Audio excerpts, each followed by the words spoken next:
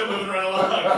Our next act of the evening is also from the Boston area. This is the other co-founder of Football Productions. We got both of them. Holy shit. She's also going to be recording her first half-hour comedy special next month. So let's bring her up here. It's Emma Marfo!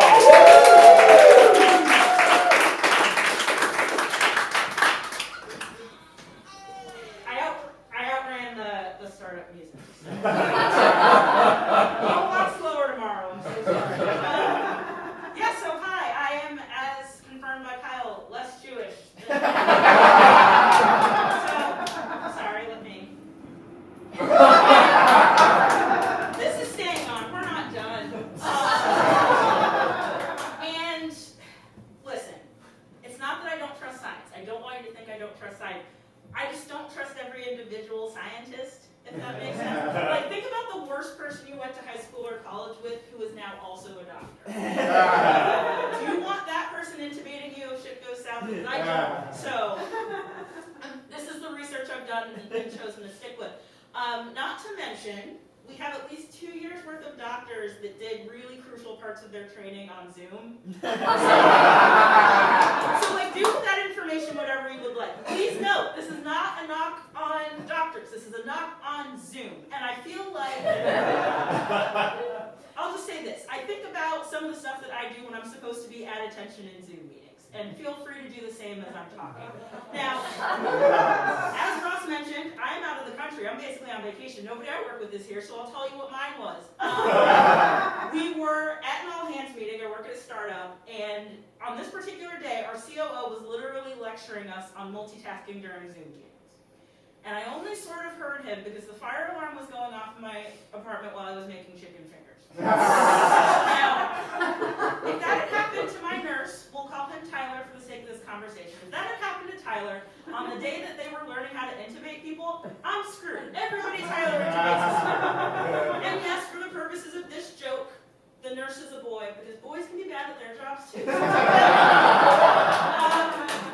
So it is no surprise I am 2 years into the pandemic still wearing a mask, so it should surprise nobody. I am an anxious person. And listen, I like this piece of the pandemic because now those that are struggling with mental illness, dealing with things like anxiety and depression and panic, we can talk about it. And it's really nice to be able to share that with people instead of holding it and carrying it around. And I feel like it's especially important for women. I think it's especially important for women of color. Listen, I am not a strong black woman. I have trouble with doors. Look at my arms. And it's like, it's nice to be able to just kind of say, like, I don't have to pretend to be strong or stoic or hard. I'm hard like a hard taco is hard. Like, it's great. Looks beautiful on the Taco Bell menu, right? But you put pressure on it at the wrong moment, at the wrong time, it's nachos. And nachos are great. Don't misunderstand me. I love nachos, but they are unpredictable. They are messy. They are hard to control. That's me, baby. That's just what we're dealing with. So, I mean, we love nachos. Nachos are great. But, like, be kind to them. They're going through something. So, like, even though I'm anxious, even though I'm still trying to, like, find my way in the pandemic world, I am still trying to, like, get out there. Like, obviously, I traveled here. I went to Europe last Thanksgiving. And this past February, I finally got to go see my parents. My parents live overseas in Africa. I hadn't seen them for, like, 3 years since before the pandemic. It was really exciting to see them. They're, like, some of my favorite people. And they are supportive of my comedy, which the other comics can confirm is not a given. And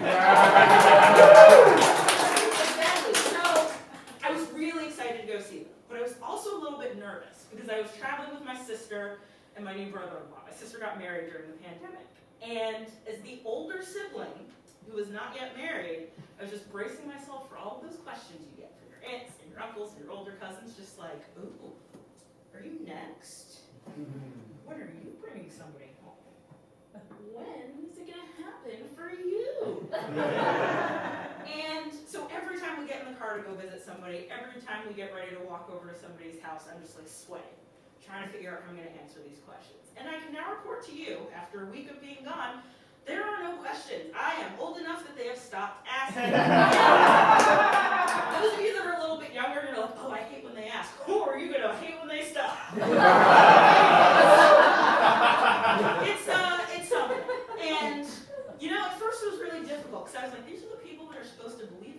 almost, and they have given up. But then I kind of came around to it, and I was like, you know what? I had time to think about this in the pandemic, and I'm a minivan of a human woman, okay? I'll explain. So, listen, we all had a lot of time to get to know ourselves during the pandemic. I am romantic, but I'm not naive, which is great. I'm loving it. I am smart, but I'm the kind of smart that does not mind telling men that they're being stupid, which I'm told is off-putting, but I'm too old to change. And I'm cute under here. You could look it up on Instagram. But, like, I'm in no danger of getting pursued by Pete Davidson. So, like, I understand. Like, back to minivans. Basically, nobody has a minivan as their first vehicle, right? Practically nobody. DJs, shitty drummers, and youth pastors. Which, no, and creepy. Second vehicle? Sure. A minivan's a vehicle you come to realize over time that you need later on as your needs change, as your priorities change. So, listen, here's how I put it. I started going to weddings. I grew up in the south of the U.S. when I was 19 years old. I'm in my mid-30s now. Round 1 is wrapping up. I'm a second-round draft pick. Ross, this is you too. I'm so glad. My time is coming.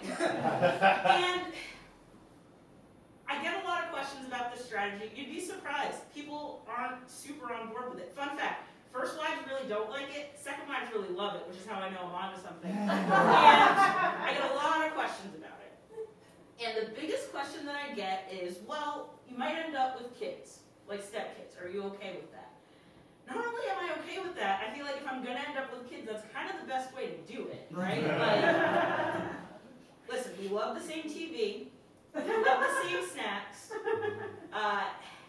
Crucially, most important to this whole thing, I have no interest in manufacturing in-house. You're telling me that I can outsource? Like the auto industry? Are you kidding me? There's no downside to this plan. So, listen, there are some of us that are a little bit younger in the crowd still like trying to figure out what their plans are. And I don't want you to not find your coupes or your convertibles. Like, get your first cars. I want that. It's too late for me, probably. But those of you that are still like not really sure, you can get in with me. I have 6 more seats. We're going for certified pre-owned, and we feel awesome about it. So, I feel like that's the way to go. I have a little bit more time, so I'm going to end with a story about my mom. One of my favorite people, like I mentioned, she is fantastic. She's also my favorite comedian. On the strength of one joke that she told at brunch 7 years ago. And I'm going to tell it to you now. So, she was visiting Boston, and I had taken her to brunch with a couple of my friends. And 2 of my friends decided to get what at that restaurant was called a waffle flight. So you get smaller waffles, one had berries and cream, one had banana and nut, and one was like a chicken and waffles waffle. And they were quibbling over what order they're going to eat them in. And my mother, who is an immigrant from Africa and has never had to deal with these problems, does not understand what the big deal is. And they're trying to explain to her like the sweet versus savory debate. And at one point my friend Meg says, sometimes you just need something salty and then you need something sweet. Like you need a handful of pretzels and then like 3 M&Ms. So my mom, for whom English is her second language, focuses on the 3 for some reason. And she's like, well, why 3 M&Ms? And Meg says, because 2 would have been too few and 4 would have been too many. Just kind of brushes it off. I thought that was the end of the conversation.